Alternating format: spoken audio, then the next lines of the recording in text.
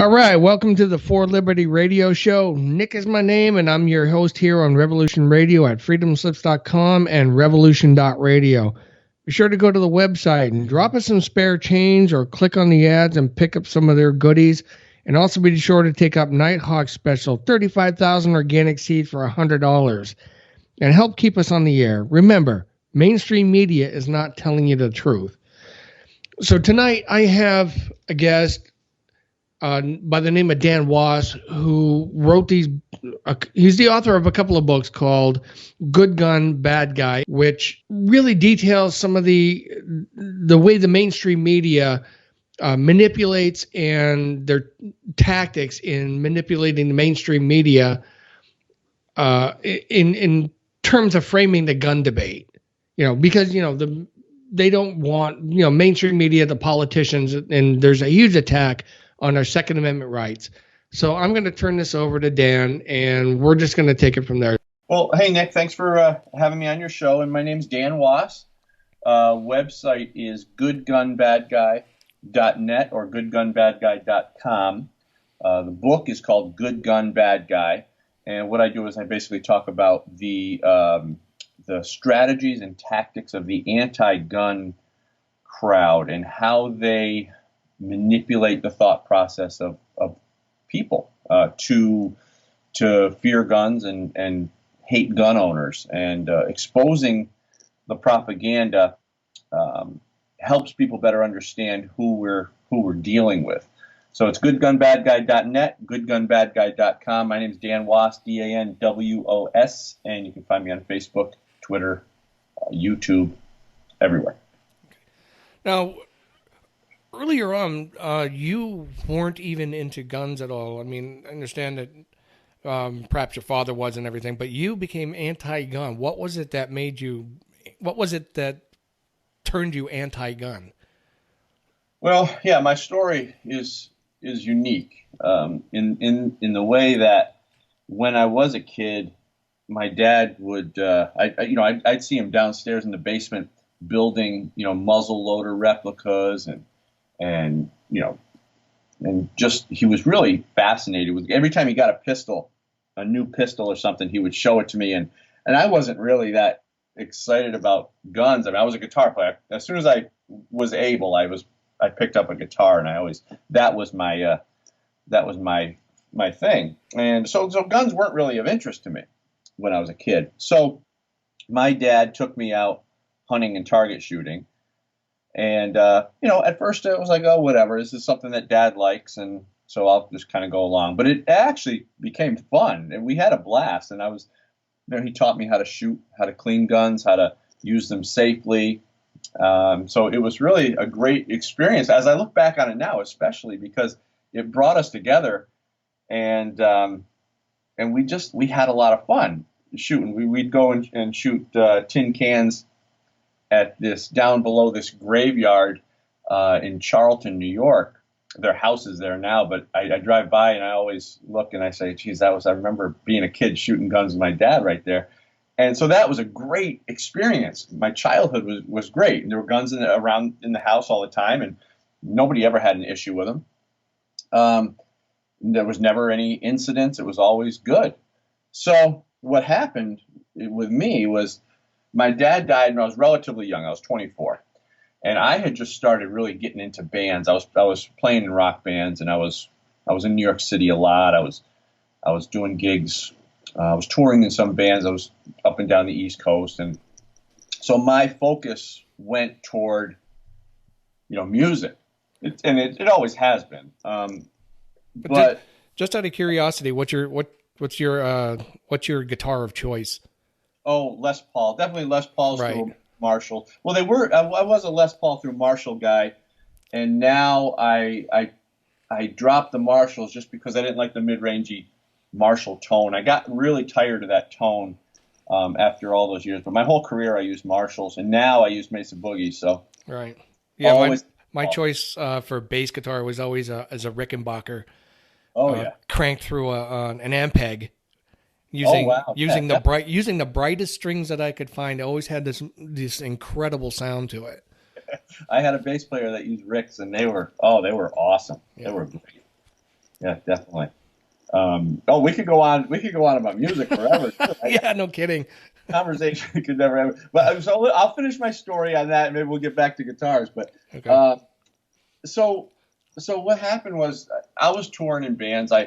And the people that I was surrounding myself with were they most of them tended to be of the anti-gun liberal mindset. I'm not saying they're bad people. I'm just saying that they didn't get it when it came to guns. They didn't understand. A lot of the people that I was hanging out with didn't understand how important guns were and how great they could be and how fun they could be. So what ended up happening to me was really interesting. Is although I had the the base knowledge that guns were good, the messaging that I was getting from everybody surrounding me and the media and the movies and everything else was that guns were bad and scary and dangerous and caused people to do bad things. And I couldn't really understand it logically, but that messaging sort of just kept getting pounded.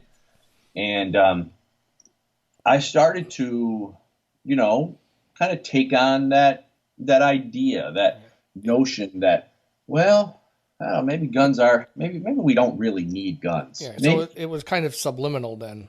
yeah, and that's usually the way it works. That's how marketing typically works, and with companies, and if they can't anchor your beliefs through a heightened state of emotion, like a one-time event, they'll do it through countless repetitive messaging. And that's Yeah. kind of what happened to me. And I don't even think that the people around me were doing it intentionally. They just happened to believe that guns were dangerous and nobody needed them. So I started to take on that. And I look back and I'm embarrassed by the whole thing. When I wrote the first book, I didn't even want. I talked to my editor and I said, Bill, I don't even want to mention that I was anti-gun because now that I see the reality and I look back at my childhood, I realize how stupid I was, just how misled and misguided I was for that period of time, Right. and frankly, it's embarrassing. So I didn't want to talk about that, but now my whole story really is based on that idea, that time in my life, because what happened was I started to take on that mindset. So I guess you could call me anti-gun, even though I had a base knowledge that guns were good and guns were fun and we had a good time with them. So I had a conflict of belief. They call it cognitive dissonance, where you have two beliefs that are smashed up against each other and they're fighting um, for your attention. Right. So on the one side, I had the knowledge that guns were good, and my dad brought me and my dad together, and we had a great time, and they're good for self-defense. And on the other hand, I had the idea that guns were scary and bad, and all gun owners are dangerous Yeah. and reckless. Yeah. I So, think I think Orwell called that double think. yeah, double think. I've heard that term. Um, so yes, so that's what happened to me. So you got to picture this. Here's this guy who is in his 20s, kind of anti-gun, but really confused about the topic. Well, then, as I started to get older, into my 30s, I started to look at things a little bit more logically, and I started to try to understand why I felt a certain way about things, why my beliefs were structured in a certain way, and what influenced the way I thought about not only this topic, but anything in life. And I started to realize that my anti-gun stance was not based in logic. It was purely based in what we talked about a minute ago, just like a marketing strategy, like a repetitive propaganda, input. So I started to kind of lean more toward the pro-gun uh, position. And I started to research it a little bit, and I started to learn that the propaganda and the advertising and anti-gun marketing is really effective. So then my wife and I were coming out of a late night movie theater one night in Albany, New York, and the it was at the parking lot is in the back. It was kind of dark, so we had to walk down this kind of dark sidewalk along the side of the building, and we had a run in with this guy, and he was clearly looking for trouble. He walked straight into my wife, and she had to step aside. He knocked her in the shoulder so hard that we were holding hands, Sue and I were holding hands, and she knocked into me, knocked me off the curb, and I was still holding her hand, and I'm like, this guy, he was walking right down the center of the sidewalk like he owned it.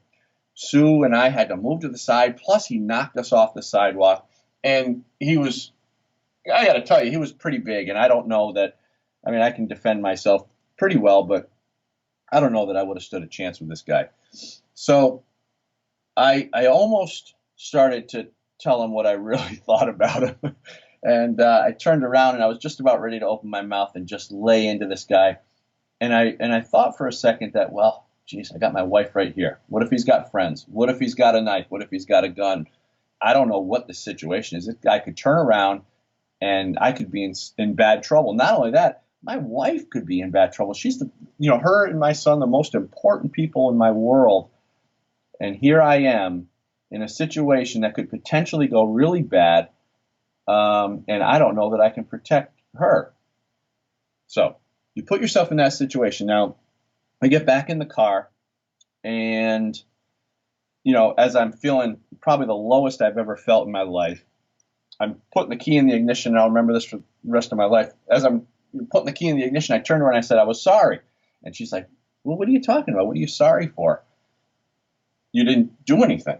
And I said, well, I just don't know that I would have been able to, protect you tonight if I needed to. Luckily, nothing happened, serious. So I said, I'm getting a gun. And that night is what really turned me around and changed everything for me.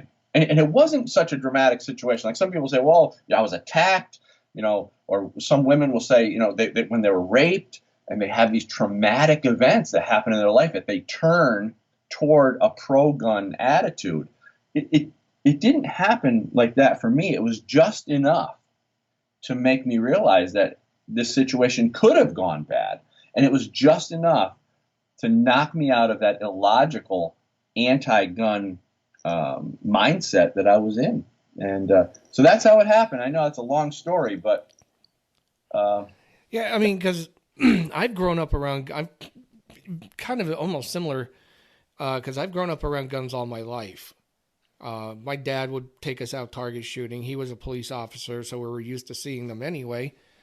Occasionally, he would take us out hunting, and when I got out of high school, I went right into the Marine Corps, so I started shooting military-style weapons. When I got out of the Marine Corps, I always had guns around me. So guns were never an issue to me at all. I've never been afraid of them. They just were never the scary monsters that these Democrats that are in office now are making them out to be. They really have such a lack of knowledge of them too, and it's amazing to watch it unfold when one of these anti-gun Democrats, or even sometimes a Republican, will get up there and start spouting off about something they have absolutely no idea what they're talking about, and everybody can pick up on it. Yeah. Well, you nailed something. You said lack of knowledge, and it's true. The anti-gun messaging is targeted at people who do have a lack of knowledge. Now, the difference with me was I didn't have a lack of knowledge. Right. That was my saving grace. I didn't. However, I did get caught up into the anti-gun messaging. I did not have a lack of knowledge. I was actually very experienced as a kid with guns. So the knowledge piece is everything. And there are other things too in this, anti-gun ideology, I guess you could call it, or ideals. And I'll get into that a little bit. I talked after this situation with my wife and the mall situation. I wrote an article called "The Fear of Guns." And that article got picked up by a bunch of websites and stuff. And that turned into the first chapter of the first book. And as I started to research while I was writing the book, before I was writing the book, I started to ask myself and research in the area of how do people's thought processes get so easily manipulated, especially on the topic of guns. I stuck specifically with the topic of guns. And it's amazing how the anti-gun crowd has been taken for such a wild ride based on false information. And so that's what my first book turned out to be about. Right. The mindset of the anti-gunner, how they get that way, who's driving it, and what happens to the thought process when you're constantly bombarded with messaging. Well, you know where this all started, how this all came about, the way that they can message, started way back with Edward Bernays, who was known as the father of public relations back in the early 20th century. He was a propagandist. He was also into advertising. Mm-hmm. And I think he is one of the people that, if you go into advertising, if you're going to study that in school, he's one of the people that you have to study. Yeah. And you can even take it back further than that if you want to. You can go back to early Russian filmmakers when cinema was starting to come out, with people like Sergei Eisenstein, when they would piece together shots and create a quick sequence, and they would gauge people's reactions by it and say, this works that way, that works that way. And they began to learn how emotions would come out when people were watching images on the screen. Right. And Adolf Hitler had some people in his group that did the same thing. Yeah, Leni Riefenstahl. Yeah, and it was amazing, because what happened, like with Hitler and the way he convinced people of things, is he limited their media to media that he approved and that his people wrote, and he also made his book mandatory reading. So what he did was he shaped the thought process of the people, and ultimately what happened is they just ended up following him and believing everything he said. This is what's happening in our society, and people don't realize it. And I watch people follow along with some of the left-wing messaging and media, and I say, how can you not see what's happening? It's a sad state that we're in. Hopefully, what we're doing here today and what people are doing across the country is trying to help people, see what's going on with this type of misleading marketing. Really, is what it is. Yeah, and one of the bigger ones that they always want to bring up when they want to begin to get the anti-gun message out there is they always refer to certain sporting rifles as assault weapons. Sure. Or military-style weapons. And every time they say that, the only thought goes, because I was in the military, the only thought that goes through my head is, if you send the military into combat with those weapons, you're looking to lose. Well, right, yeah, exactly. And as far as I know, and you were in the military, you can correct me if I'm wrong. As far as I know, that term assault weapon wasn't really used in the public forum until the 90s, until Dianne Feinstein brought it in with the automatic, weapons ban and things like that. Yeah, it's a relatively new terminology.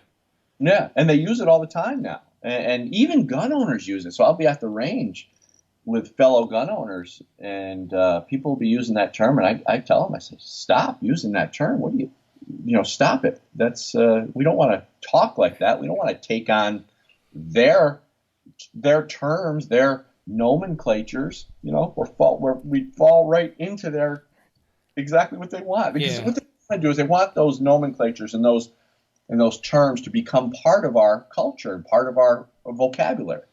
Right. And one of Dianne Feinstein's epic fails when she was trying to bring up the subject of banning assault weapons, when she held a press conference where she was holding on to an AK-47, a crowd of reporters right in front of her, all taking pictures, and everybody was pushing the anti-gun message, and She was standing there with an AK-47 with a drum magazine inserted and her finger on the trigger, and waving the gun around. And people who have any knowledge about gun safety were like, "Oh, what the hell is she doing?"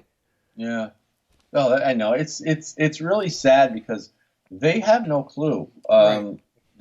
Most of them just don't know anything about this stuff, but they know that with the right messaging, they can scare the hell out of people, and people who aren't paying attention, and people who can't critically think, of course. But Right. But it works because those people end up voting because they're so scared of guns by this point that they'll vote for anyone who promises to keep them safe. And of course, Democrats promise to keep them safe by eliminating guns. Yeah. Yeah, Terrible. and that's like one of the biggest lies that they ever tell is when they talk about restricting, guns, certain kind of guns, they take them off the market is, well, we're not here talking about gun confiscation. Nobody wants to take your guns. And no, that's exactly what you want to do. Exactly. Yeah, no, you're absolutely right. And, that's exactly what they want to do. Yeah, and it's actually pretty effective because when I first met my girlfriend years ago, one of my big things is I always want to get people to go up to the range and go shooting with me. So I showed her my pistol, and she ran out of the room and hid in the other room and wouldn't come out until I put it away. See, years later, I had her up at the range, shooting rifles and pistols and everything else. I got her over that fear. Yeah, of course, and it's easy to get people over the fear. All it takes is a few hours at the range with somebody who's knowledgeable, who can show them that that's not dangerous if you're doing it right. And many anti-gunners do get converted from a day at the range. The messaging is so thick though that it's hard to get them there sometimes. Right, and unfortunately, it's not just people, regular civilians walking around on the street that are buying into the message. The law enforcement is buying into it as well. Yeah. I've seen countless times where law enforcement will come up to somebody who's lawfully carrying, because here where I live now, we have lawful open carry. But they will still come up to you and give you a hard time about it, saying you're breaking the law. It's like, wait a minute, no, I'm not. Right. So even you have law enforcement that buy into it. I mean, I watched the progression in California because I lived there for a long time. When I was in the military, you could go into a gun store, give them your money, and walk out. I bought a shotgun that way. Here's your money. I walked out with a nice 12-gauge shotgun. And over the years, the rhetoric that was coming down from Sacramento and across all the news channels, as they all got in on the act, people became more and more paranoid of guns, and they started creating all these new gun laws, and it became to the point of being ridiculous. But everybody started buying into it and saying, wait a minute, guns are this big evil entity because they're scary looking. And that's one of the things that the other part of the messaging that they do is the features of the gun, which have absolutely nothing to do with the function of the gun. I know. It's so funny. You and I know this, but they don't get it. The anti-gun crowd, they don't understand that a pistol grip doesn't make a gun any more deadly. Yeah, they figure somehow, for some reason, that having a pistol grip and a folding stock somehow makes your firearm far more dangerous. It's going to make sure that little 223 pistol will go through steel beams and everything. It's like there's no way that's going to have that much firepower to it. You could. It's I don't know if you've ever seen this movie years ago called The Naked Gun. Yeah, wasn't that one of those comedy? Yeah, the police comedy with Leslie Nielsen in it. Yeah. And there's a whole scene in there where O.J. Simpson he takes out a pistol and he starts putting all these attachments onto it, and that goes on for like several minutes as they cut in and out from other things. And by the time he's done with it, he's sitting on like an anti-aircraft, anti-aircraft gun. And it's like, well, that's kind of how the left is blowing up. Yeah. The dangers of having a simple a pistol, and they turn it into this monstrosity. Mm-hmm. Yeah, well, they reveal themselves when they every time they say something. I mean, every time a movie like that is produced, or and they reveal their thought process Yeah. in their work, and there was this one. I saw this one little video of this some bureaucrat. I don't know who she was or what state she was from, but she said she was bewildered that she couldn't understand why we wouldn't want to register our guns. She just couldn't comprehend the thought process of why gun owners wouldn't want to register their guns if they're law-abiding citizens. Why wouldn't they want to register their guns? She said she was bewildered. That was her term. And I look at it and I go, she has no clue as to how this country began.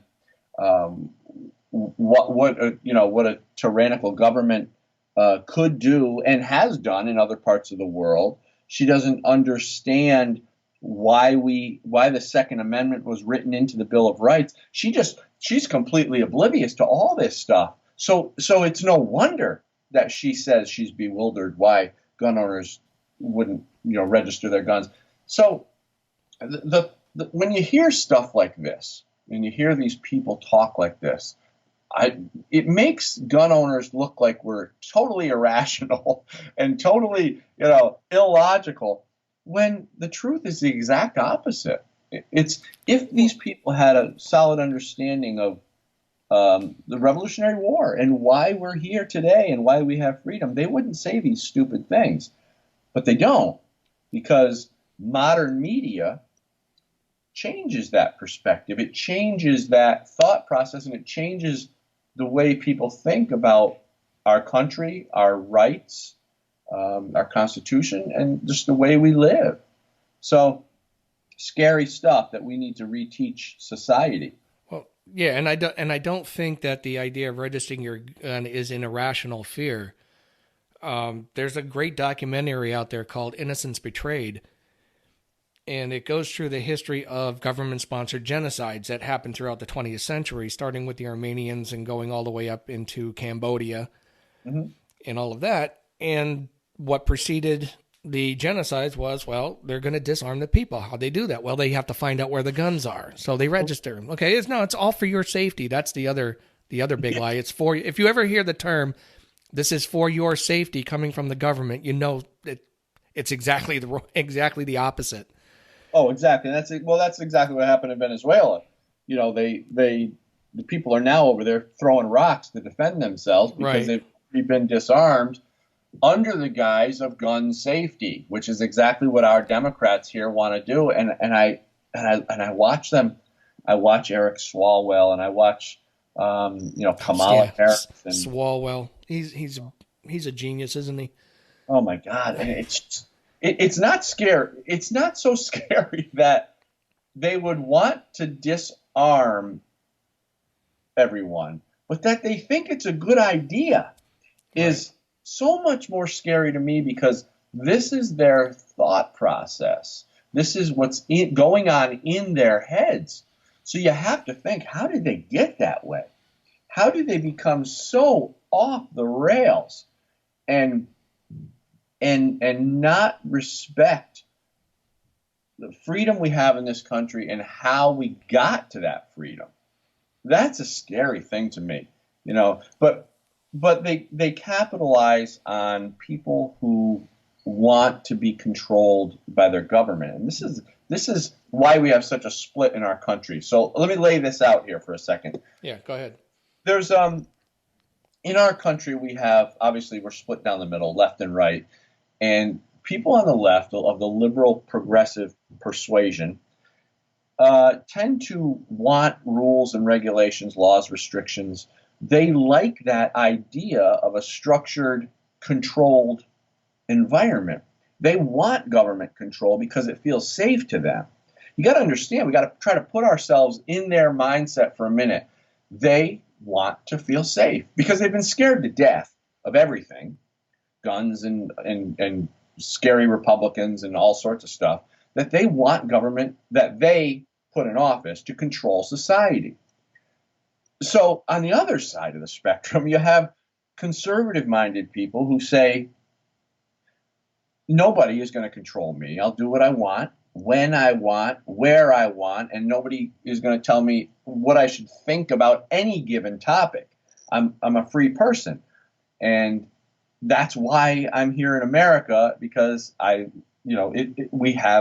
supposed to have freedom here in this country. So, and along with that comes a sense of responsibility, and how a conservative minded person will say, look, I know I'm going to screw up, and I have in the past. And when I do screw up, I'll take responsibility for myself and my actions. But when I succeed and when I do great things in the world, I expect to reap those rewards. That's my earning. That's nobody's going to take that away from me and give it to somebody who didn't earn it. So it's a difference on the left and the right between, a victim mentality on the left with a lack of responsibility versus a freedom mindset with a sense of personal responsibility. That's why you'll see people trip over their own 2 feet on the sidewalk and sue the company or the store that happens to be there. Somehow it's not their fault that they're a klutz and they tripped over their own feet. It's somebody else's fault. Or, I ran the stop sign, but it wasn't my fault because the tree had grown in front of it. I couldn't see the sign. So, it's the government's fault. Or I didn't pass my course because my professor, or it's my parents' fault, or it's always someone else's fault. And they're trained to be victims. And you need those people in society if you want government to control everything. Yeah, and the crop of people coming out of college now is so far into that. I mean, it's unbelievable. Yeah, but the problem is they can't they can't have their government controlled utopia unless we're on board. And we're not getting on board. The first thing they need to do is try to do anything they can to restrict our gun ownership. But you see, they don't. And here's the thing I always say, and the left, your typical liberal progressives, the people we interact with every day, some good people. I'm not saying they're bad people. I'm just saying the people we meet in the grocery store, in the bank, they don't necessarily want to control you as much as they want to be controlled. But they can't do it because we, conservative-minded people, traditional Americans with traditional values, we stand in their way. We're their opposition. They don't care about MS-13 gang members. They're more concerned with us because we're blocking their government-controlled utopia. And I guarantee you these people never had to live around MS-13. Well, that's either. true. I did. Okay, where I lived in California, I lived around them all the time. I know exactly what these people are like. And to listen to Dianne Feinstein or Nancy Pelosi, whoever it was, come up and say, well, what about the spark of divinity in these people? And it's like, you've never been around these people, obviously. Right. Yeah, they don't have any clue to that stuff. They live in their bubble, and all they know is what they're told. And that's a sad part of society right now. We need to bring people back to a place where they're responsible for themselves and they understand traditional values. And our society is going so far crazy left with everything you talk about. And I never thought I'd ever be the guy saying this stuff because I've always kind of thought of myself as hey, let people do what they want. Don't bother anybody. But when you're talking about just some of the policies that they're offering up, some of the stuff they're trying to sell, it's unbelievable. We can talk about abortion. You can talk about open borders. You can talk about any left-wing policy. They're all destructive for our society. Yeah, and the one thing I always try to bring up when I get into a conversation, especially when it comes to the Second Amendment and everything, is like, well, let's go back to the Constitution and see what the Constitution says. And usually I get an eye roll. Oh, yeah, they hate that. Yeah, they want to hear about the Constitution anymore. It's like, well, I hate to break your bubble, but this is the document that actually gives you the ability to say the things that you're saying and do the things that you do. Yeah, that's the ironic part of it all. They don't want the Constitution, although they don't realize that they're fully engaged in it by being able to say the things that they want to say. Right, and go out and into the public square and peaceably assemble and voice their opinions, which I don't know if you have ever encountered anything like that, but if you go out there wearing the wrong red hat, they will try to shut you down as quickly as possible. So they want all their rights, but they don't want you to have yours unless you agree with them. Well, right, and we're not letting that happen. We're just not, especially with Donald Trump now. He's helping people. If for nothing else, he's helping people feel strong in their own beliefs. He's helping conservatives see that it's okay to stand up and tell someone to kiss your butt if that's what they need to be told, and that's what conservatives are doing. And that's why we're getting shut down so badly on social media and things like that, because conservatives are actually coming into their own power now, and we're all starting to speak up. Whereas, 10 years ago, you would just kind of have to, conservatives would kind of go along with with the liberal, landscape, I guess you could call it. And we're not doing it anymore. We've told them forget it. Yeah, the line in the sand has been crossed. Sure. Yeah. And it's wonderful to see it. I just absolutely love it, because I see conservatives, flipping the bird and giving it right back to the liberal progressive crowd, and they don't know what to do. They don't know how to handle it. Yeah, I got to see that personally when I was back in California this last winter. There was a rally held about the border wall. Don't build a border wall. So of course a whole bunch of liberals show up, and it was me and one other guy with the MAGA hats on. And and I had seen videos posted by a bunch of citizen journalists out there where people will get up in their face and start yelling at them. And they did that to me a couple of times, and I put it right back in their face. And the first thing that happened was they got this very confused look on their face. And they did, because they didn't know what to do. I was like, I was supposed to back down and go, okay, no, you're right. And then I wasn't backing off. Right. So they just had wait a minute, you're not supposed to be standing up to me. Yeah, well, things have changed, and which is why they've become so erratic. That's why they don't really have an argument anymore. We know that traditional American values are what made this country great, and the only thing that are going to keep this country great. And that means no, we won't kill our babies. And if we want to worship God, then we can do that. We can do that in public. And if we, want to carry a gun to protect ourselves and our families, well, we're going to do that. And we're going to eat dinner together as a family with a mommy and a daddy. And we're going to do all the things that made this country great, whether you liberals like it or not, because we know what's best for this country. And they don't. They think they know, but we've got tried and true values and ideological, I'm lost for words here, but we've got ideals that we know work. Yeah, the ones that were set down by our founding fathers were brilliant. Because they had to work from scratch to start this country. When they came up with the Declaration of Independence, basically telling the King of England, hey, guess what? Here's the problem with you, and this is why we don't want to be part of England anymore. Right. And once the war was over, they came up with the Constitution and the Bill of Rights, which came shortly afterwards. Which I don't know. I don't understand why we are allowing our federal government to actually become as large as it is, because the Constitution is a very restrictive document when it comes to the federal authority.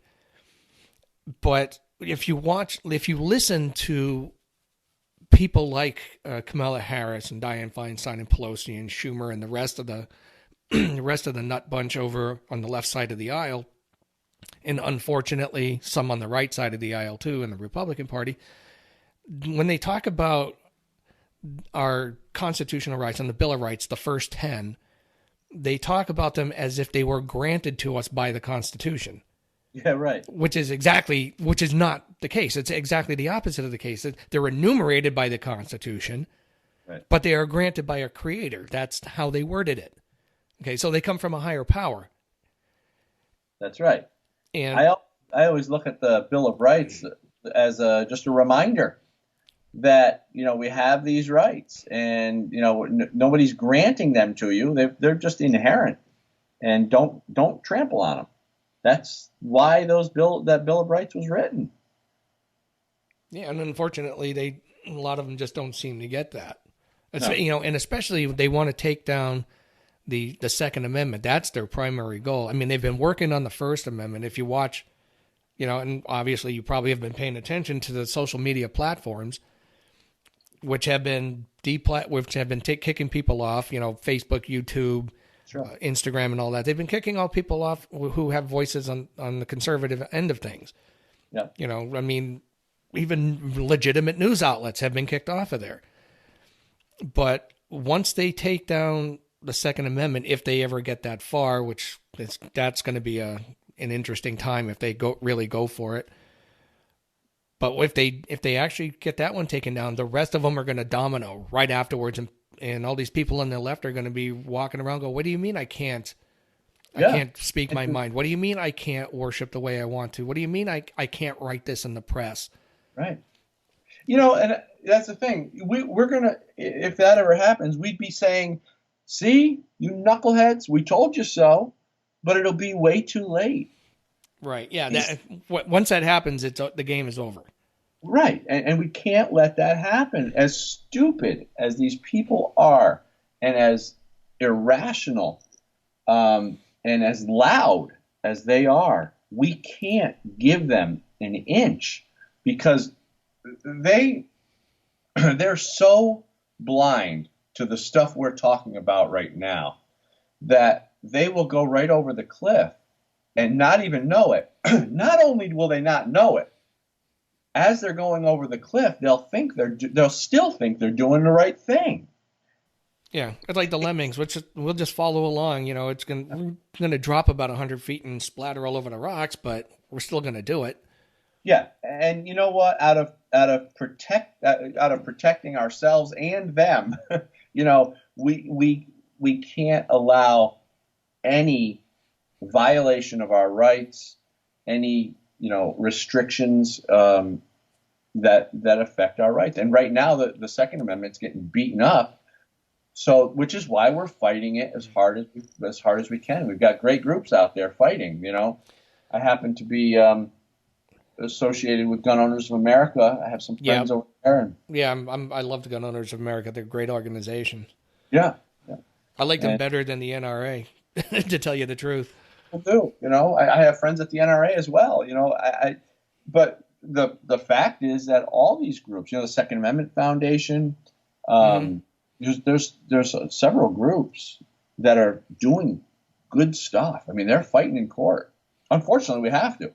We shouldn't support fighting these things. It should be just understood that gun restrictions are a violation of the Second Amendment right. But unfortunately, we have to fight. So it's good that we have groups like that. Yeah, I tried to bring that up to people also when I discussed the Second Amendment. They don't understand, because they're going to push very hard left, very restrictive gun control laws and all that. And I push back the other way as hard as I can, and I just tell them flat out, all gun control laws are unconstitutional, every single one of them. And they are. And they don't seem to understand. And I'll take them all the way back to the gun control, the Machine Gun Act of 1934, I believe it was. And of course, the Gun Control Act of 1968, which is where all the other federal gun control laws are built upon. And I say they're all unconstitutional. Well, what do you mean? I said, well, show me in the Second Amendment where it says that the federal government has the right to infringe upon my rights to keep and bear arms. Yeah. It doesn't. And then of course, they always bring up the militia. This is where one of the other manipulations that the mainstream media and the people, the anti-gun crowd do. Well, it's not about the people; it's about the militia. They don't understand what a militia is. Yeah, exactly. Aside from the fact they misrepresent it anyway, because where it talks about a well-regulated militia in the Second Amendment, that number one, that's an exemplatory clause. That's a preamble to what the actual right is.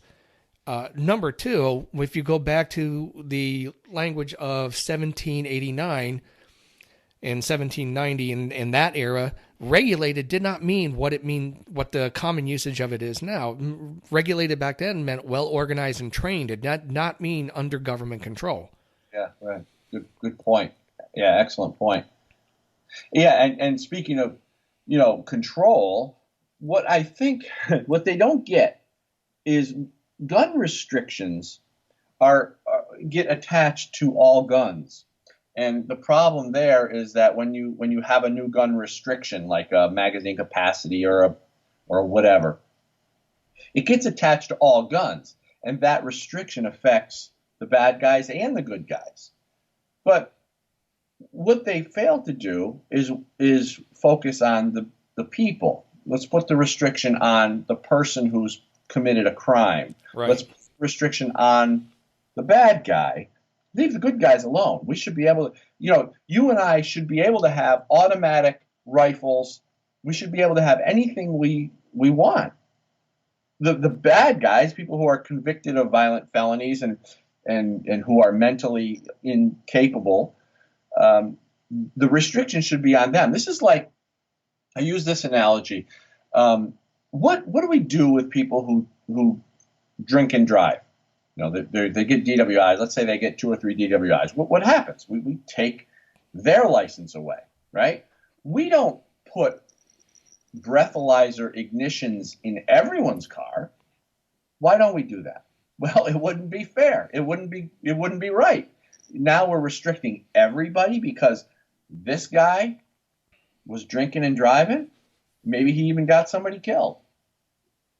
So the idea here is when you put a blanket restriction on an item, on a gun or a car or whatever, you affect everybody, and that violates the rights of everyone. Right, and I always thought that was a very bad analogy. Anyway, when they talk about licensing firearms owners, anyway, and say, well, you need a license to drive. Yes, but driving is not a right; it's a privilege. Right. Gun ownership and fire or just arms ownership that covers a very wide range of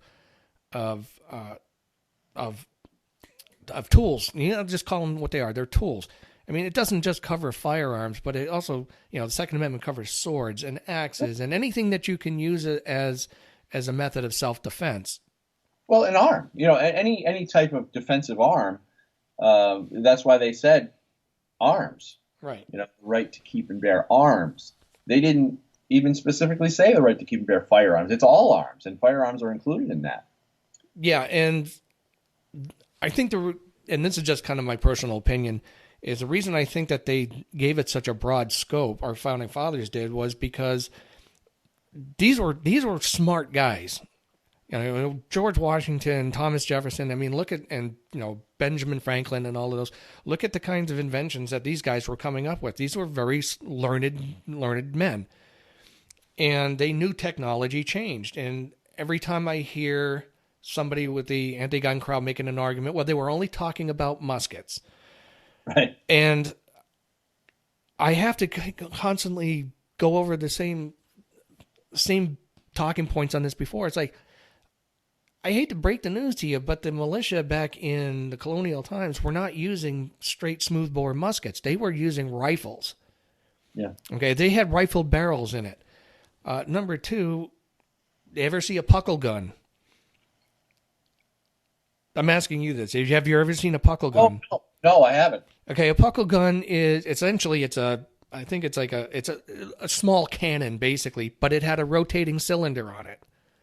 You'd unscrew it, you rotate to the next one, set it off, unscrew it, rotate it, and set it off, and so on and so on. And back in 1590s, there was an act, I think it was in France, I have seen them. I'm looking at them right now. Yeah, I have seen them before. Yep. Yeah. Okay, in France, they actually had one of the world's first revolver pistols. So our founding fathers were not unaware that firearms technology was going to change over time, because and people saying it was only about muskets, there were other things besides muskets so they knew this. They had to know this. The puckle gun was like 1718, it's saying here. Yeah, that's when the patent was. Wow. And I said the first revolver pistol was back in the late 15, I think it was in the 1590s. So, that argument of it's only about muskets it really falls flat. And pretty much every single argument that the anti-gunners make ends up falling flat.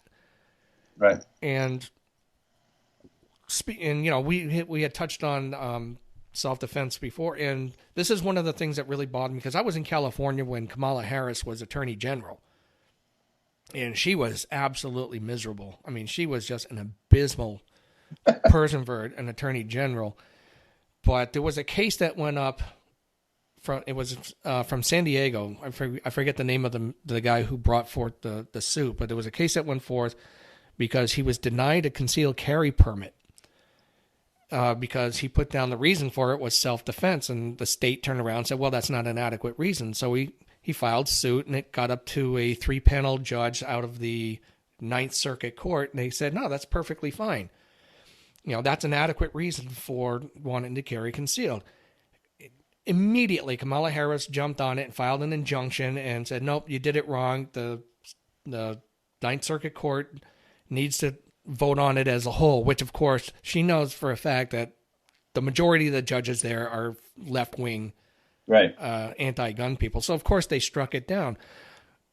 I hate to break this to Kamala Harris, but self-defense is the reason to be carrying a firearm in the first place.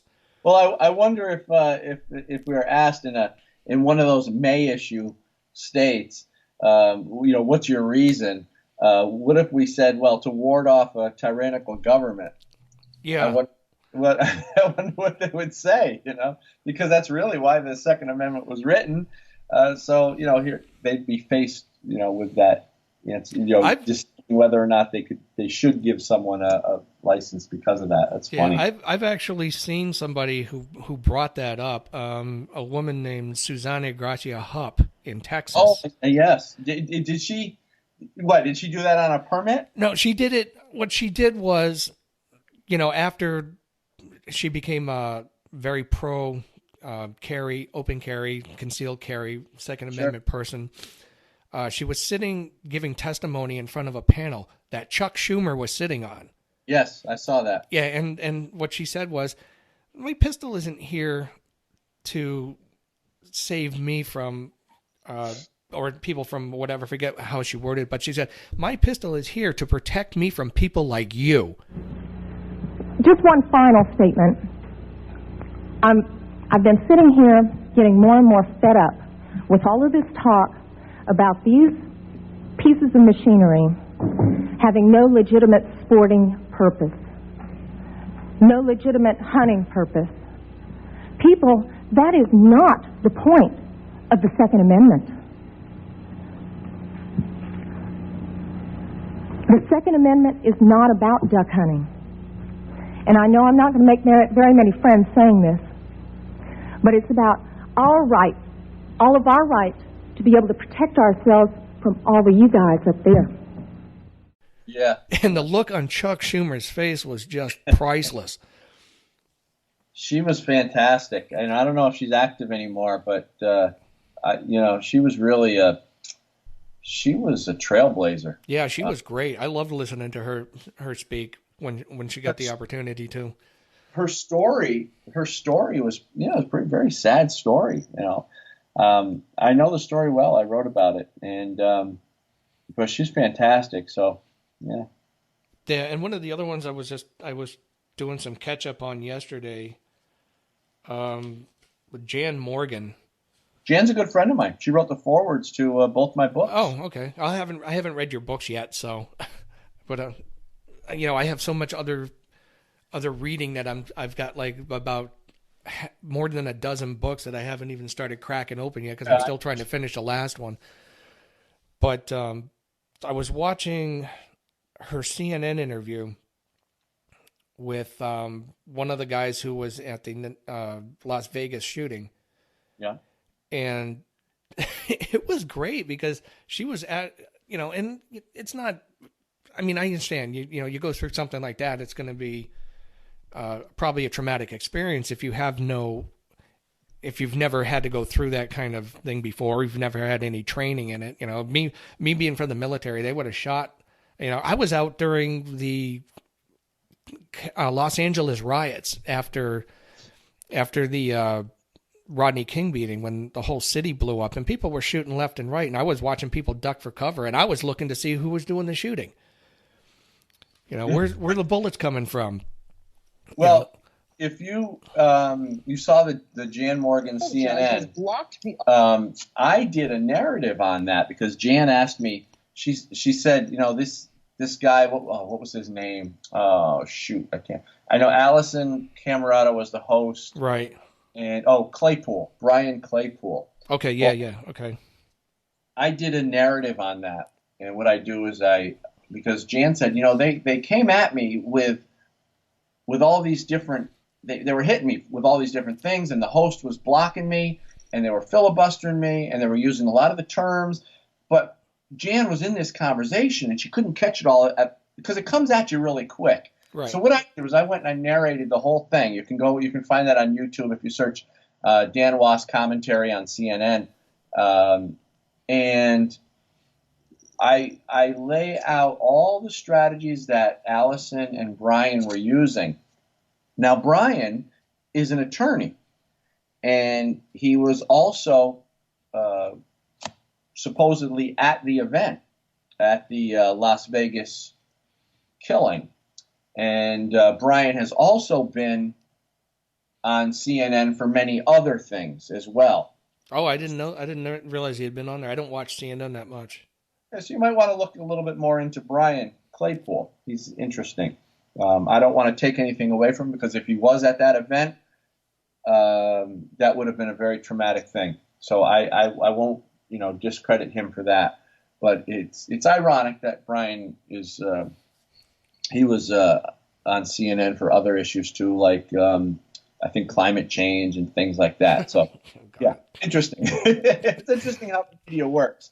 But anyway, so Jan did a fantastic job, and Jan and I have been friends now for a few years. She, like I said, she was Jan. I got to tell you, Jan's very special to me because she was the first person to take my book and really push it out there to the public and really get me a running start. So I owe a lot to Jan. She's fantastic. Okay. Well, see, the reason because I'll surf through YouTube every now and again, and I came across this, and what I was watching was the different way it was being presented, not just with the moderator from CNN because she was pushing a narrative, yeah, but watching Brian practically lose his mind, yeah, and it seemed to me a lot of it was very scripted. Well, this was very well rehearsed on his part. Exactly. That's why you got to watch my narrative of it. Right. And then watching Jan's reactions when, not just when she was getting cut off, but when she was listening to Brian go through his script, she started cracking up a couple of times because it was very evident what this guy was doing. Yeah, she could see the emotion that he was trying to use. And Jan and I have talked about this stuff a lot. I mean, we've had these conversations where, her and I can recognize when they're trying to use the emotion and pull at the heartstrings, and we laugh at it because we see right through it, and right. Jan sees right through it. So he couldn't get anywhere, and then he started using the old blood on your hands and all that, all the rhetoric. Yeah, of course. So, yeah. But that's what they do. But I didn't know that he was an attorney, which kind of brings me back going back to Kamala Harris, because she is an attorney also, and I've seen her do the same thing when she gets up in front of an audience. Of course, an audience that's stacked with a bunch of people. You know, you got the guy who asked the scripted question. She already knows what the answer is. When in terms of gun control, and she doesn't make one logical argument, but she knows how to present a case. This is funny that you're saying this, Eric. A couple things. I did another narrative, a YouTube narrative on Kamala Harris. So if you search Dan Was Kamala Harris, you'll find that as well. Oh, okay. Yeah, I think you're going to like this stuff because the way our conversation's going right now, I think you're going to love these two narratives that I've done. But yeah, and ironically, Brian Claypool also supposedly represented some of the other victims from the Las Vegas killing. So that whole story there, it deserves a little bit more research. I wish everybody could see into that Brian Claypool CNN whole thing a little bit more, because I think there's more to it. Right, and it's not just them. I've seen other people do it as well, where they will come up and they will make the and they always, every single time, they will drag the children into it. You know, do it for the children. It's like, well, I hate to tell you this, but my gun ownership is what's protecting the children. No, well, that's why I have guns, is to protect children, to protect innocent people. Yeah, right. They don't get it. They see it the other way. Well, you got to remember, they see guns through a lens of murder and mayhem. Right. They don't see guns through a perspective like we see it. But when they see through, they're looking at the guns through this lens of murder. They're very specific about which ones that they're going to publicize. You know, as soon as the story doesn't fit the narrative anymore, it disappears very quickly off the news. Sure. And they're busy calling for all this government control over everything, because that's their ideology, and that's what their platform is on the left, is more government control. And yet they completely ignore what happened in Germany and China and the Soviet Union and Uganda and Cambodia, and example after example after example. When you have that much government control, it results in there were more people killed by their own governments in the 20th century than all the wars combined. Sure. And Venezuela is real close to us right now. This is something that's happening right under our noses. We can see it, and they don't see it. Yeah, and if you ever bring up Venezuela when you want to make an argument against socialism and a totalitarian government, the first thing they do is like, oh, that's just because, and they'll give you a list of reasons that have nothing to do with it. Yeah. Make sure you check off every single one of them. As long as we can make the emotional argument that's not backed up by any facts, we're good to go.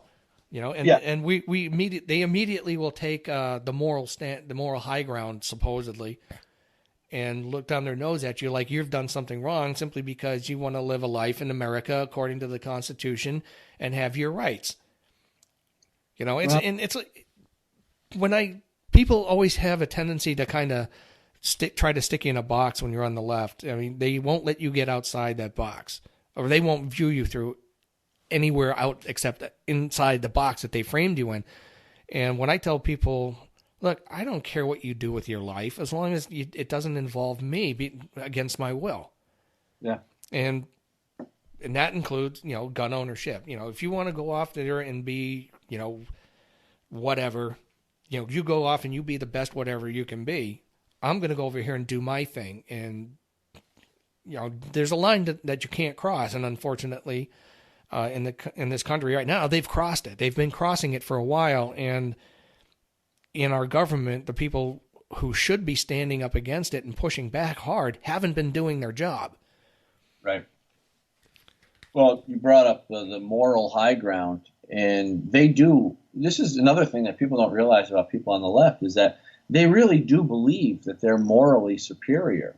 And not only that, they believe they're intellectually superior, because you got to understand, they trust that their college education, their PhD, all that is what makes them who they are. In other words, they believe that because they've gone to school and they've got this education in whatever field that they are intellectually superior. They're smarter than everyone else. Now, what happens to someone who actually believes that? What happens to someone who actually believes they're smarter than everyone else when it comes to a topic like guns? They'll never be able to admit that they're wrong, because what would that mean about them? Remember, they've been taught to believe their entire life that they're smarter. Now they would have to admit that they've been wrong about a topic. They can't do it. It goes against every fiber in their body, because it means so much about them to be wrong that they just can't make that jump. So they have to keep doubling down. They have to keep pushing their views and try to convince everybody that they're right, that they're smarter. The next thing is the moral high ground. They believe that they are out to save the children. They honestly believe that what they're doing is good, and they're much more morally superior than everyone else. And the problem with that is that what they're doing is actually putting people in danger. Right. But they believe that they're doing the right thing. They believe that they're the good guys. It's a scary thing, because they're so misled. And we're looking at them and we're going, what the hell's wrong with you people? Why can't you see this? And we want to rattle them and say, hey, wake the hell up. You don't see what's going on with you. You don't see how you've been manipulated. You don't understand how your thought process has been changed and altered and controlled. So it's a very frustrating argument. Yeah, and especially when it comes to the kids, if you've ever heard of Hillary Clinton's book, It Takes a Village, basically denigrates the nuclear family. Yeah. And then you get that, I think she on MSNBC, Melissa Harris Perry, I think her name is, who's a far left nut job. And I don't say that as a propaganda piece. I mean, she really is a nut. Yeah. She gets up on camera and says, we have to stop thinking about children in terms of belonging to their parents and instead belonging to whole communities. It's like, well, I'm sorry, but that's not the way it works. Right. So part of it is we have to break through our kind of private idea that kids belong to their parents or kids belong to their families, and recognize that kids belong to whole communities. Yeah, I think I remember hearing that. Yeah. And it was a little while ago, but it's same. It gives you the mindset that it takes away people's individuality, and you become part of a commune or a community. Not just a community. Everybody belongs in a community of one sort or another, but with them it becomes a commune of everybody thinks exactly alike. It's exactly what Soviet propaganda was pushing, what Nazi propaganda was pushing. Everything that was on the totalitarian side of the political scale was pushing that you don't have your own individuality. You are part of the whole. You are a state. You are part of the state. Property of the government. Right. Yeah. The groupthink mentality. Sure. Yes. So, and quite frankly, having them parade the kids around every time they want to push another far left bit of propaganda, it really gets tiring. Simply because it's so transparent at this point, and especially in the last couple of years, that whole boiling frog analogy. In the last few years, they've turned up the heat where it's actually become very noticeable to people who weren't even paying attention to it before. Yeah. So if you notice this, the last school killing in the gun-free zone in lower Southern California.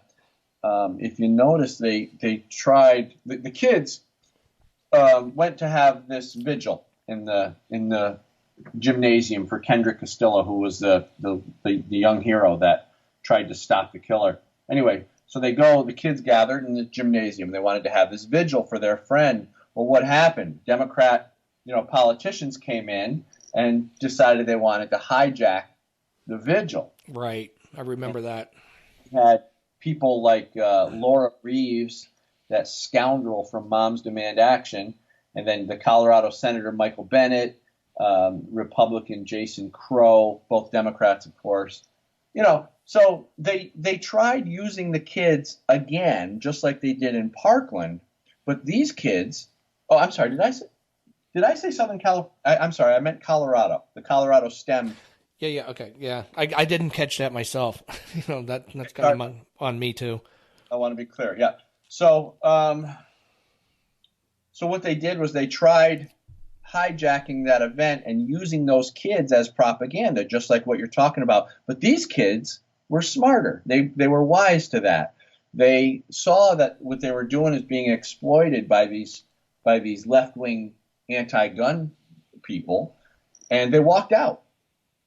And so I was really proud to see that the kids were smart enough to not buy into the anti-gun rhetoric, and they walked out. They said, and they were saying mental health. They were chanting mental health because they know that the reason this kid or these two kids went in and started shooting people is because they were mentally unstable. For whatever the cause was, we don't know. Was it pharmaceutical drugs? Who knows? Well, yeah, and that's one of the other arguments that will never be brought up, and it will never be publicized on the news. It might come up in a blur, but it'll never be covered 24/7 like they usually do when a school shooting happens. Is a lot of these times these people that go in there, whether it be students or somebody from the outside, are on psychotropic drugs of one form or another, and as soon as that little bit of information comes up, it's almost immediately shut down. Sure. Well, and here's why. They'll always use the term gun violence. Right. And there's no such thing as, we all know, but logical thinking people understand there's no such thing as gun violence. There's human violence. But the problem with human violence for the left is that if they were to stop and talk about what causes human violence, they'd be shining a spotlight on their own failed policies, because they would have to address open borders, sanctuary cities, pharmaceutical drugs, hypodermic needles in the streets, gun-free school zones. They'd have to talk about all the stuff that they support. The welfare dependency, all the stuff that leads to gang violence. This is their fault. They create the problem. So they can't say human violence. They have to say gun violence. Yeah, they want to attribute a human quality to an inanimate object. Right. And especially when, like I said, the cause of that human violence would reflect on them, because those are policies that they support. They support all that stuff I mentioned. Yeah, and if you look at the makeup of the United States and the cities and the crime rate, the violent crime rates in American cities, they're almost always in very far left liberal controlled cities. I mean, have statistically the highest crime rates in the country. Sure. There are 4 cities in this country that make up 25% of the violent crime, and that's Chicago, Detroit, Baltimore, and D.C. And they're all Democrat run, and they're all very highly gun restricted. In other words, good people can't defend themselves. Yeah. And that brings another fallacy, exposes another fallacy of their argument about having gun-free zones and more gun control works, because gun control is basically aimed at the law-abiding citizen. Of course. And the people who are law-abiding, they're going to have to change their behavior in order to keep in line with these ever-changing and more restrictive laws. And they don't want to step outside the law and go to jail over a stupid mistake. Criminals don't care. Criminals are going to get... if the gun laws in Chicago work the way they're supposed to, the way that the Democrats and the far left anti-gunners say they do, why are there so many guns in Chicago? Yeah, exactly. Why are they the murder capital of the country? Yeah, gang members have community guns. They'll have guns that they share. They'll hide them under garbage cans or wherever they hide them within the city, and those guns are their community guns. Yeah.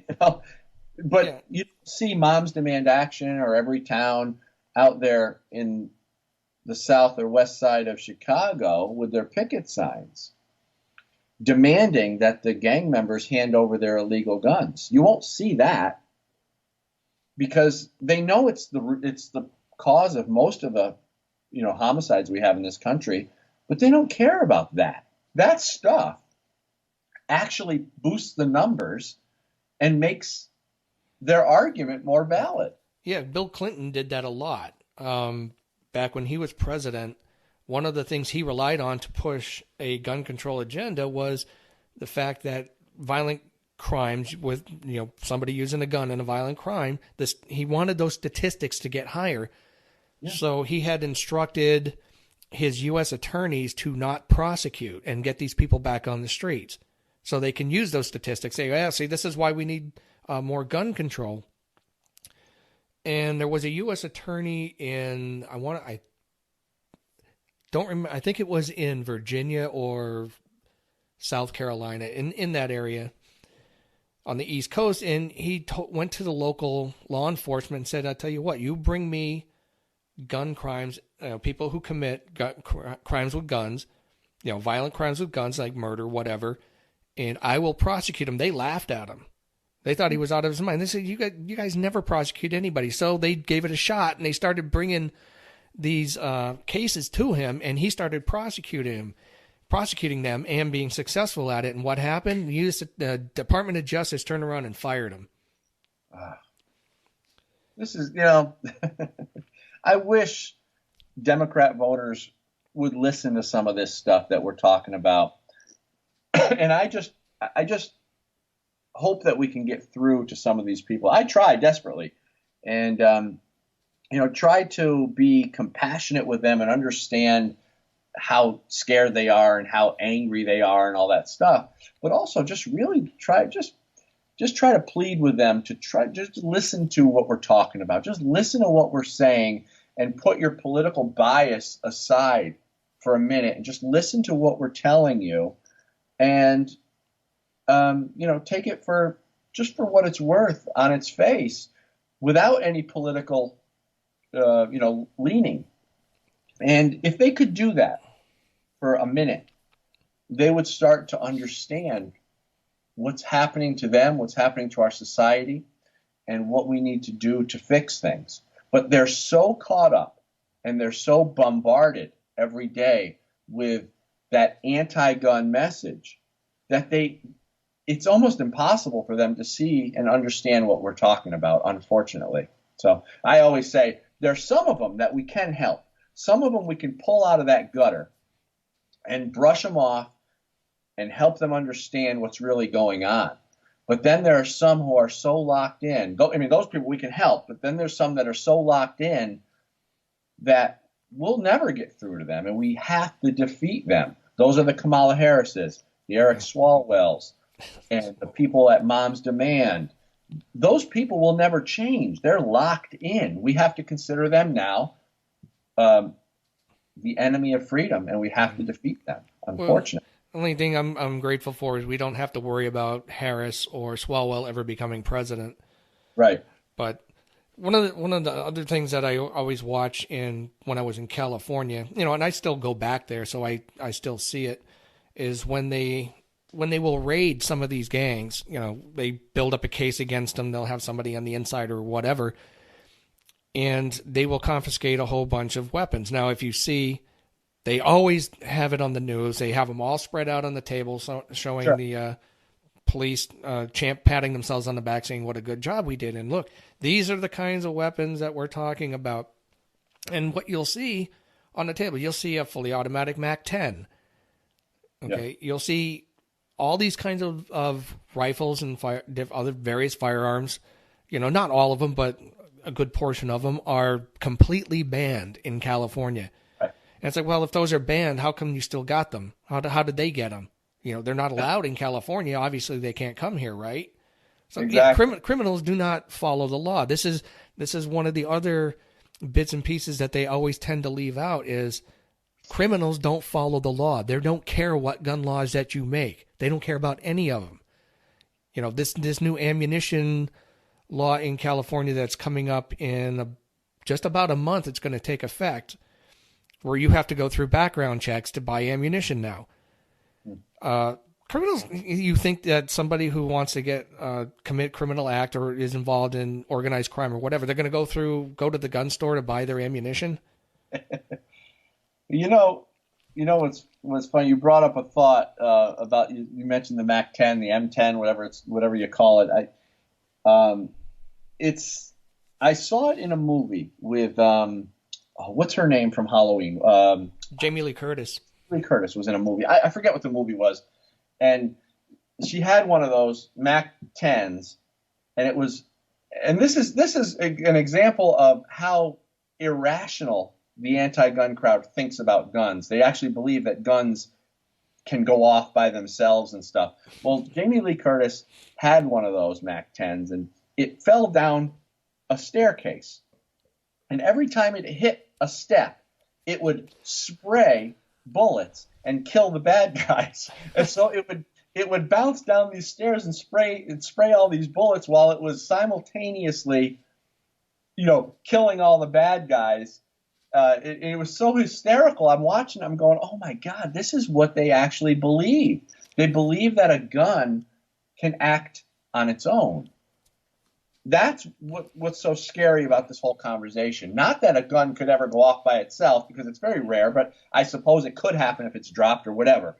But that's such a rare thing. But that these people believe it. That this can happen all the time, and that guns are just going off by themselves and killing.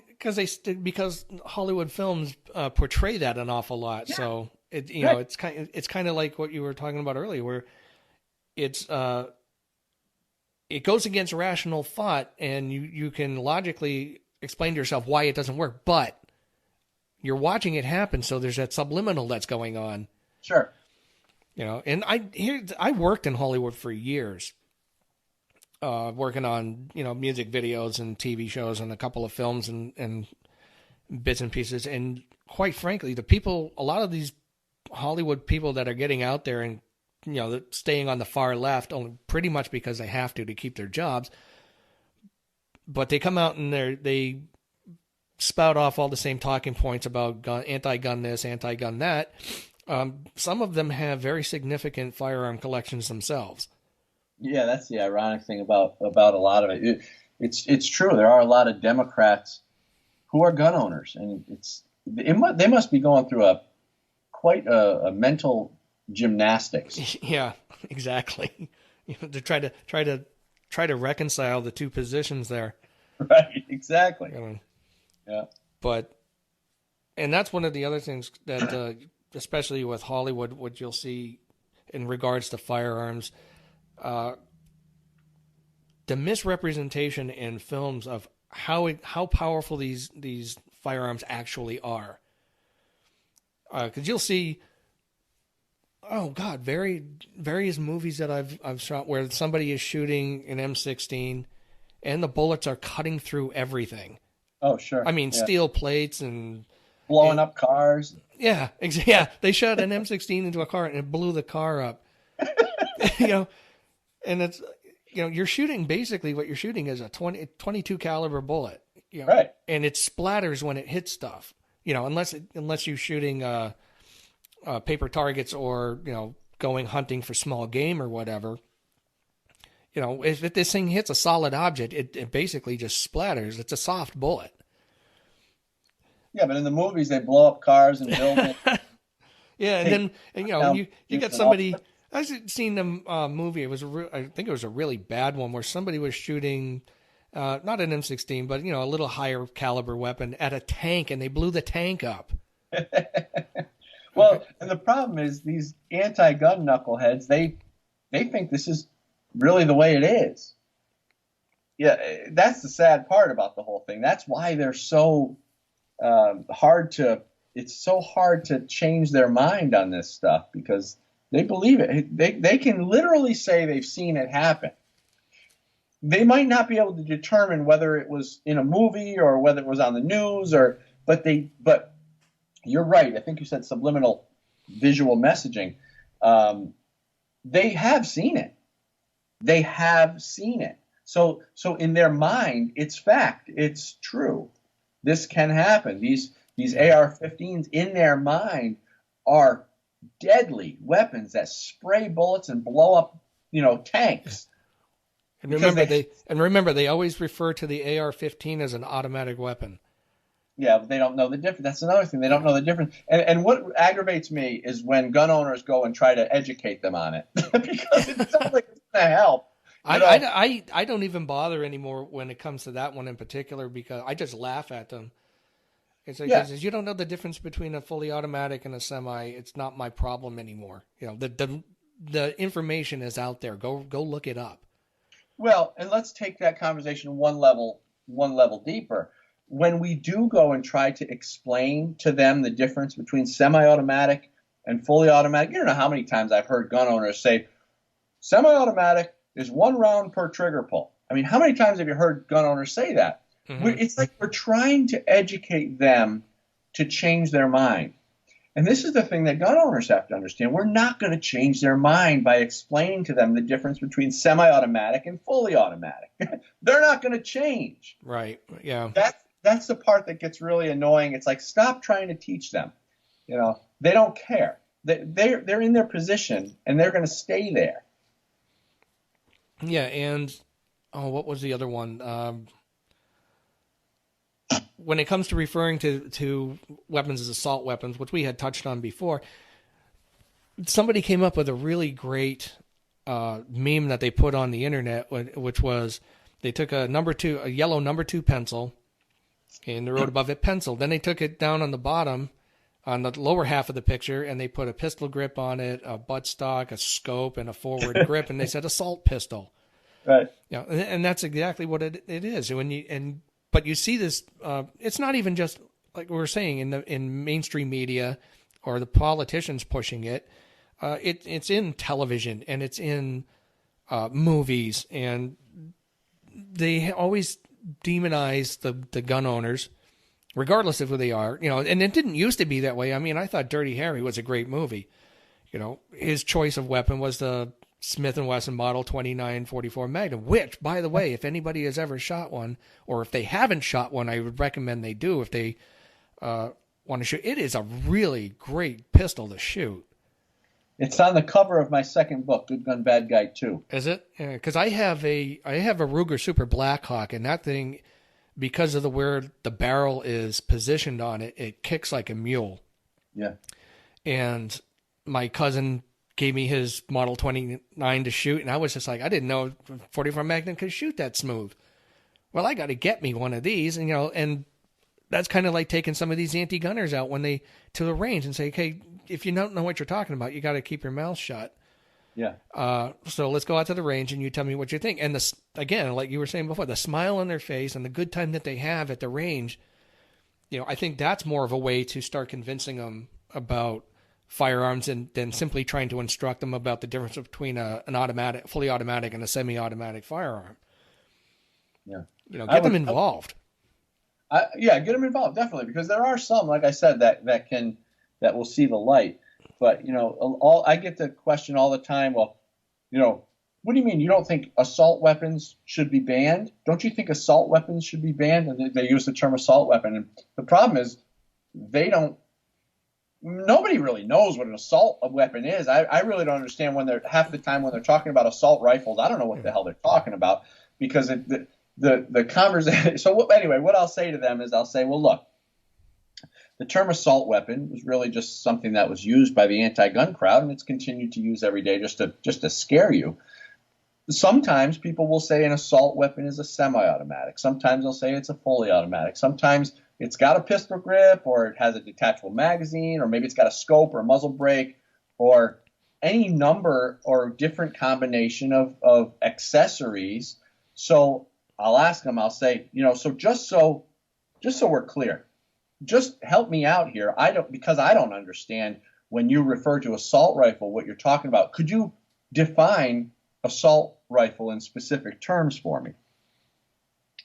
And what do you think? What do you think you hear? It comes up to the features of the weapon and not the function of it. Well, usually they can't answer the question. Yeah. They don't know what an assault weapon is. Well, and I'll bring this up to them too sometimes. If I think of it at the time, is when they talk about, well, it's an assault weapon. I was like, okay, well, here's the thing. Watch the news sometimes when somebody in a car will run somebody down, or they'll aim it at the police officers and, come at them and hit their car or whatever. What is that person charged with in regard to that? They're charged with assault with a deadly weapon. Yeah, well, that's a good point. Yeah, that car now has become an assault weapon. If I stab you with a pencil or a letter opener, that's assault with a deadly weapon. Right. So, when the term assault weapon comes up, it's like you have really no idea what you're talking about. Yeah, well, that's true. An assault weapon, exactly what you're saying when they talk about assault weapon. But I was specifically talking when they use the term assault rifle. Right. They know is they've seen this silhouette of I was going to say M16, but basically kind of the same thing. The AR-15, same look, and they've seen that silhouette of that AR-15, and they're just frightened to death of the thing. Yeah. And that's the image that they always use too when they want to talk about gun control anymore, is they put the image of the AR-15 up there. And it's at a point where they don't even know what AR stands for. Well, that's true too. They say it stands for assault rifle. It's like, no, it doesn't. Well, we've educated them on that a lot. We're always telling them what AR actually stands for. I wish we never did, because I love to hear them just stumble over themselves with their own definitions. But unfortunately, gun owners will bend over backwards to try and educate them for the purpose of, I think, good intentions, of course, is to help them see to see things in a more logical way. But like I said before, it doesn't matter how much we educate them on this stuff; they're never going to see it because they're emotionally driven. Yeah, and whenever you listen to them talk about more gun restrictions and gun control and whatever terminology and definitions that they want to use for various firearms, their side of the argument is always common sense.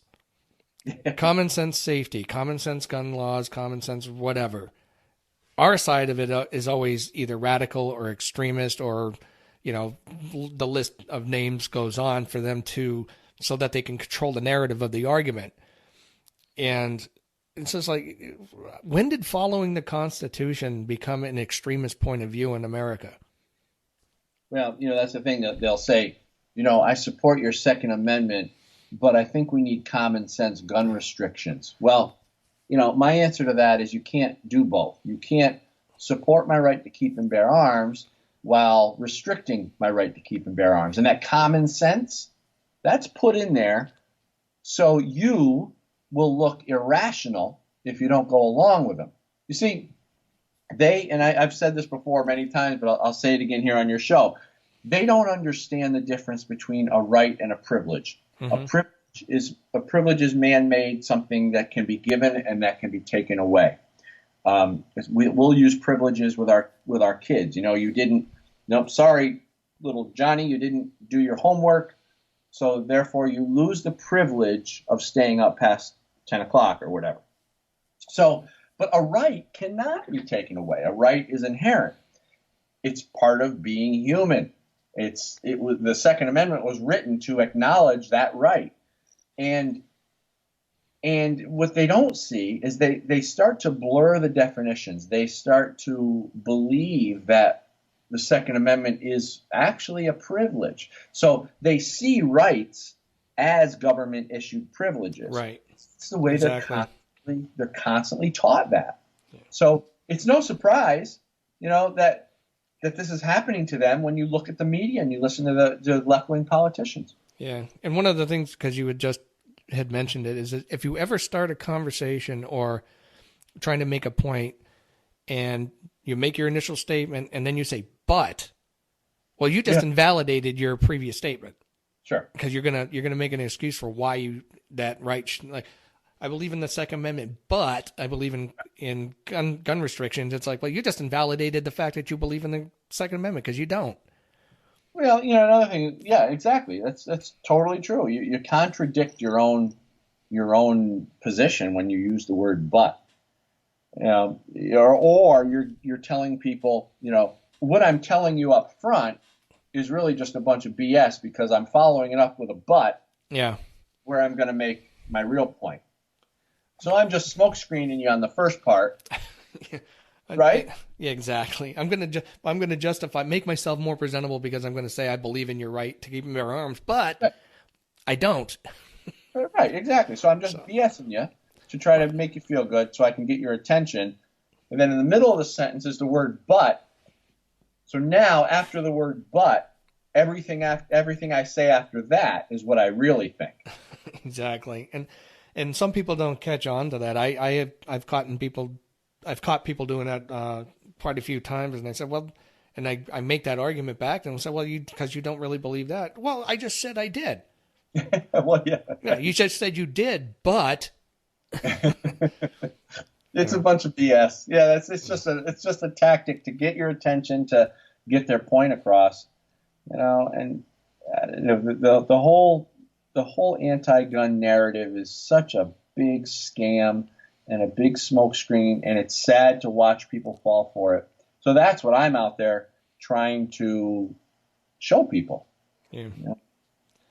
So we're getting down towards the end of the show here, but I just wanted to get your take on all, it is a lot of candidates, but give me your take on the Democrat field of presidential candidates. Well, there's some really anti-gun Democratic presidential candidates. We talked about them. We hit on it. It was a couple of them. Yeah, Cory Booker, the clown, but he doesn't have a chance. Right. He's so far behind. Same with Kamala. I guess she's kind of up there, but she's very anti-gun. Eric Swalwell, he's eating the dust. Yeah, and I think he's got like 0% at this point. Yeah. As far as any support. Yeah, so I'm not worried about any of them. Kamala might be a threat. She might be somewhat of a threat. Bernie Sanders? Bernie Sanders, what a clown. How could anybody believe that socialism could be a good thing? That's the thing that boggles my mind. So I guess we'll have to see. But there really are stupid people in this world. Yeah, Bernie Sanders always keeps talking about the rich people and how bad they are. And this is a guy who's a millionaire and has 3 houses now. That's true.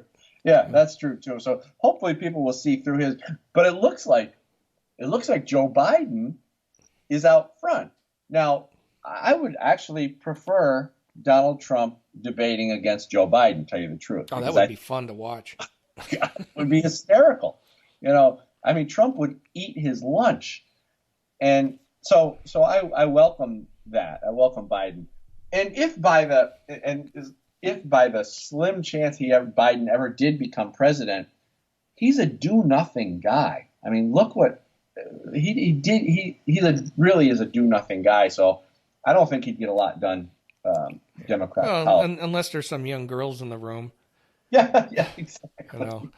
Yeah. But yeah, it just seems that my whole take, I'm going to take them all as a whole and not as an individual, but it just seems like when you listen to them all speak, especially the ones who are trailing in the polls and everything, they want to try to see how more left can they go. They want to out left each other. Well, if you're against that, then I'm going to be more against it. Yeah. And it seems like they're taking a lot of cues from Alexandria Ocasio-Cortez because she is so far out in left field. I don't even think she has 2 brain cells to rub together. Quite honestly, listening to some of the statements that she makes, but she has become like the darling of the Democrat Party for some reason. Yeah, and she's like a kindergartner. She's about as smart as a kindergartner. I can't see any logic in this person. She doesn't have anything. She's not pushing logic. She's just pushing an ideology. That's it. Yeah, and that's her entire thing is I feel like this, therefore it must be true. Yeah. And you know what? You just helped me realize something very important. I'm looking at her hoping or trying to see some logic and intelligence. And you're right. You just made a great point that there's nothing there, and I shouldn't look for it. It's really purely emotionally driven. Right. And it's just like I said, it seems like some of these presidential candidates that we got coming up are taking cues from her as to how far left can they go. Yeah. And I don't think it's helping. I think it's actually, especially with Donald Trump as president now, people, and not just Donald Trump as president, but the fact that a lot of people with the social media acting the way it's doing, like I said, the heat's been turned up. And so people have taken notice, and people are going to take notice, especially when the economy is doing well. Yeah. That's going to be a biggest influence on them. I mean, 8 years of Barack Obama practically destroyed our economy. Thank God it's coming back. But, his issue, his stance on firearms was almost scary to see what was going to happen. The only thing with Barack Obama, though, is as much as anti-gun as he was probably the greatest firearm salesman in the country. Yeah. I mean, everybody was buying up firearms because they thought they were going to disappear. Yeah, it really did. It did work like that. I mean, I remember going into the gun shop, and the gun shop up near where I live, they actually had a picture of him that said, I forget what it said, something like the best gun salesman of the year or something. Yeah, gun salesman of the year. And that's the backfire on a lot of this anti-gun rhetoric that's being put out there, is when the politicians really start pushing for it, people get nervous and they go and they start buying firearms. Sure. Because they're not stupid. They've seen what even that's the part that really gets me, because I've seen people who are anti-gun go and buy firearms. Yeah. Because, all you got to do is take a look back at the 20th century. You know what happens. Right. And it's happened throughout history. You disarm the populace, the government comes in, and you got people in there who they don't have the best interests of the country in mind. They got their own interests in mind, and bad things happen. And it costs hundreds of millions of lives. Yeah, so true. And speaking of all the lives lost, I wonder how long it's going to take for people to see the danger of gun-free zones and things like that. Well, that's been pointed out too. Somebody said that, if you really want to create a magnet for some of these drug-induced insane shooters, you hang up a sign that says gun-free zone. Exactly. That's where they're going to go. They know there's not going to be anybody there to stop them. If you were to come down from another planet and you've never been on Earth before, and you came down and you saw people loading hundreds of children into buildings all across the country, 5 days a week for 8 hours a day, and keeping them contained in these buildings everywhere across the country. And then you saw that at the same buildings, they removed all of the armed security and refused to allow teachers to defend themselves. And then you noticed that, like you said, they would post signs advertising that everyone inside these buildings were unarmed and helpless. If you came down from a different planet and you actually saw this, you would think, what the hell is wrong with these people? It doesn't make any logical sense at all. No, because it really does create an environment where it's very easy to create the kind of destruction that always happens, and it occurs when something like this goes on. There's nobody there to protect. Look what happened in Florida. That gave rise to David Hogg. The police stood down. There was nobody going in the building to stop this guy. So exactly. The only people that would have been able to stop him would have been somebody who was on the inside who had a firearm and could have put the guy down, which is what eventually happened. There was a policy in place that would prevent school resource officers for and police departments from arresting kids, because what they were trying to do is they were trying to reduce where they're trying to increase the number of black kids graduating, because what they found was that the more kids got in trouble, it would reduce, every time a kid got arrested, it would reduce their chance of graduation by like 20%. And they found that black kids were getting in more trouble, and therefore they weren't graduating anywhere near the numbers that white kids were graduating. So Holder and Obama put together a policy, and I forget the name of it offhand, but you can find that online. And what it was basically to tell the police departments to stand down, so they wouldn't, arrest kids for doing crimes. And so that they were told to stand down. Now this guy, this resource officer at Parkland, he stood down. I don't know if he stood down because of that or because he was just a coward, but it doesn't matter. He stood down, and that's how those kids got killed. I think it was part of their policy. Yeah. If I remember reading that correctly, I think it was their policy to back off. Yeah. And what was even more disturbing was recently in Massachusetts, they had one of the teachers get arrested because he went into the school and he tossed a loaded bullet. I think it was a 9mm. Yeah, I saw that. Onto the ground. And then he went and reported it, and they went back and looked at the film footage and saw that he was the one that did it. And they asked him why, and he said, "Well, because I wanted to get I wanted to get tighter security into the school system."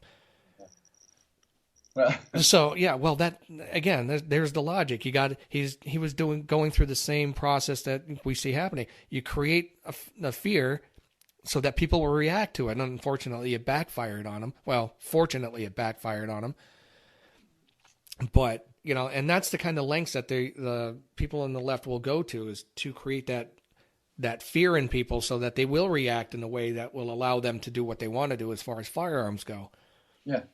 Oh, I know, it's terrible. And then if you notice that when the resource officer didn't go in, Sheriff Israel, he defended him, and he didn't call him out. And he actually went up against Dana Lash at that town hall and started bashing Dana and blaming it on the NRA. Well, we come to find out later that resource officer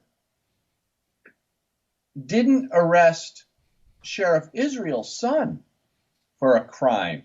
There was something that happened with Sheriff Israel's son, and so that resource officer let the kid off the hook. So Israel was trying to protect the resource officer. Right. Didn't come out against him or whatever. So there was a whole bunch of other stuff going on there with that Parkland lack of responsibility.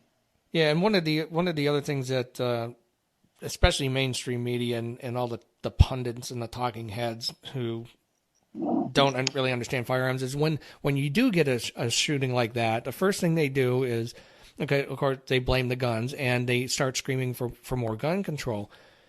Yet when they're called out on it, when somebody, I've seen Ben Shapiro do this with Piers Morgan, and I've seen it a couple other times, when you stop them and you say, wait a minute, you're standing on the graves of dead children in order to push a political agenda. And immediately they take umbrage. They're offended. It's like, how dare you say that to me? Yeah, right. It's like, well, because you're doing it. Okay? Yeah, well, that's exactly what Ben Shapiro said to Pierce. Yeah. Yeah. Okay, yeah, so but they don't. We only got a few minutes left in the show, or not even a few minutes. We only got maybe a minute or so. So anyway, Les Paul guitars. Just real quick. Which Les Paul do you have? Well, I've got a couple of them. I've got my favorites are, I have a 1989 Standard.